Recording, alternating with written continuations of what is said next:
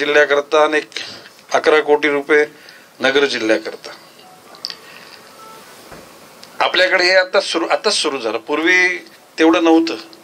जसा ऊसाची लागवड जास्त झाली त्यांना असं वाटायला लागलं हा आमचा आदिवासी आहे, म्हणजे आमचं घर हे ऊसाचं शेत आहे, असे भास निर्माण व्हायला लागला.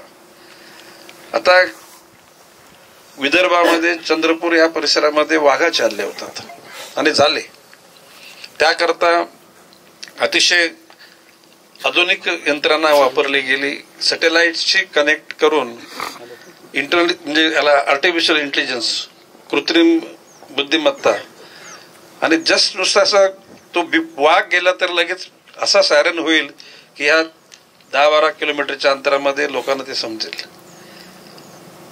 तुमच्याशी चर्चा झाल्यानंतर साधारण 1000 पिंजरे या आपल्या पुणे जिल्ह्याकरता 200 पिंजरे आले आणि आता उर्वरित आणखी 1000 आणि 200 म्हणजे 1200 पिंजरे असतील आणि ते कार्यान्वित असतील.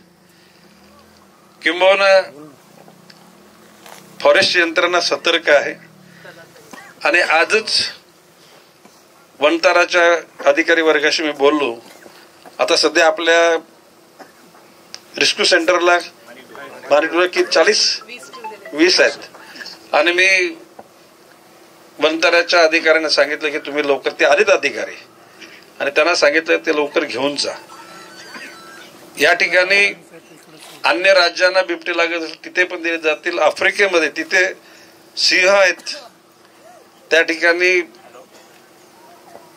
आपल्याकडे नसलेले अन्य प्राणी आहेत पण तिथे बिबटे नाहीत. तिथे त्यांच्याकडे बिबटे पाठवणार होता. पण खरं म्हणजे मगाशी वक्तव्यात सांगितलं की जीवाची किंमत तर कोणी वस्तू खरेदी करता येईल पण जीव तर आणता येत नाही. आणि हे जीव गेले याच्याविषयी जितकं मनात दुःख आहे ते शब्दाने उच्चारणं बरोबर नाही. याकरता आता नसबंदी हा पर्याय मगाशी अशोकताईंनी सांगितल्याप्रमाणे केंद्र सरकारच्याकडे तो अंतिम टप्प्यात आहे. नसबंदी केल्यानंतर बिबटे कमी होतील. तुमच्या इकडे जे बिबटे आमच्या कोकणात उतरले, मासेत घाट उतरून ठाणे जिल्ह्यामध्ये बिबट्या, आणि बिबटे भविष्य काळामध्ये हे जर बंदोबस्त नाही केलं तर गावात जशी कुत्री भटकतात तसे बिबटे भटकतील. आणि आता पण सुरुवात तशी झालेली आहे.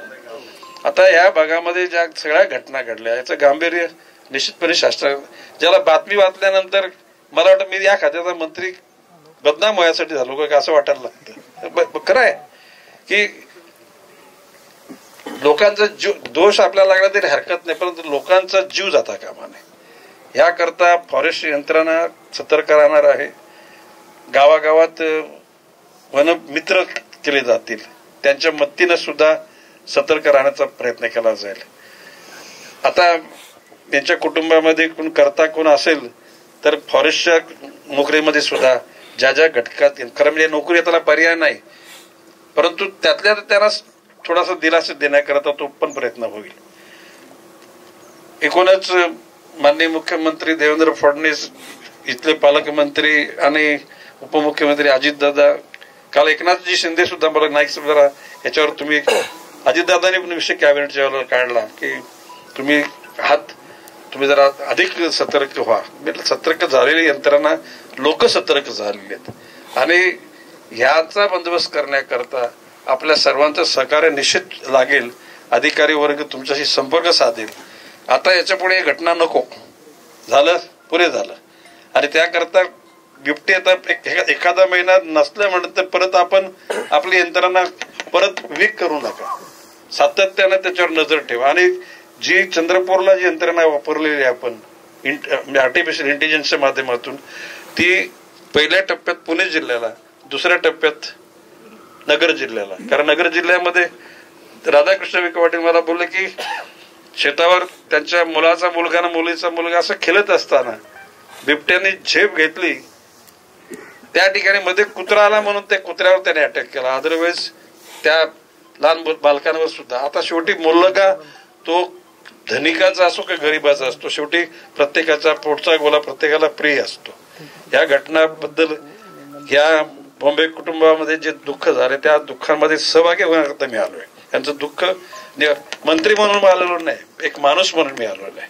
आणि भविष्य काळामध्ये तुमच्यावर असे प्रसंग आणि अशा बैठका घेण्याचं कधी नियोजनच आपल्याला करावं लागू नये अशा प्रकारची आशा व्यक्त करतो.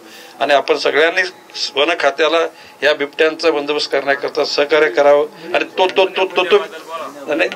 गुन्हे ते नावापुरते आहेत, त्यात तुम्ही त्याची चिंता करायची गरज नाही. बाब असे की त्या बिबट्याला तर मारलाच आपण, शूट ॲट साईटच करून टाकला त्याला, तो राहिला का?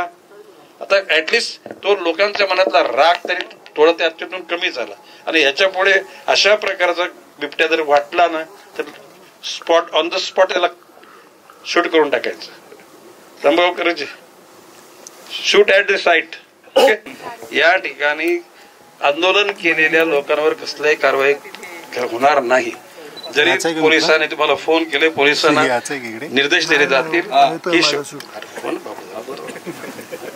की निर्देश दिले जातील की शेवटी कोणी का राज्य शासनाचा वैरी नाही, पोलिसांचा नाही, फॉरेस्टचा पण नाही. लोकांना त्रास देऊन हायवे वाढवायचं कोणाची मनापासून इच्छा नाही. परिस्थिती उद्भवली म्हणून त्या ठिकाणी क्रोध वाढला. भविष्य काळामध्ये सगळ्यांनाच त्या ठिकाणी विश्वासात घेऊन गोष्टी करू आपण. आमदार मध्ये चला. नमस्ते.